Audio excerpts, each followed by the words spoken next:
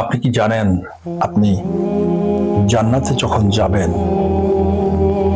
তখন প্রথম কার সাথে দেখা হবে? প্রথম আপনার দেখা হবে আপনার জীবন সঙ্গিনীর সাথে। সে হচ্ছে আপনার নেকদারিনী, ইমানদারিনী, পরহেজগার, আপনার বিবি, যে বিবি জান্নাতের ভিতরে আপনার জন্য অপেক্ষা করবে।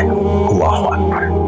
আপনার স্ত্রী এত সুন্দরী হবে, আপনি যখন আপনার স্ত্রীকে জান্নাতে দেখবেন, আপনার স্ত্রীকে জান্নাতে দেখার পরে এক পলকে আপনার 40 বৎসর কেটে যাবে, আপনি বলতে পারবেন না।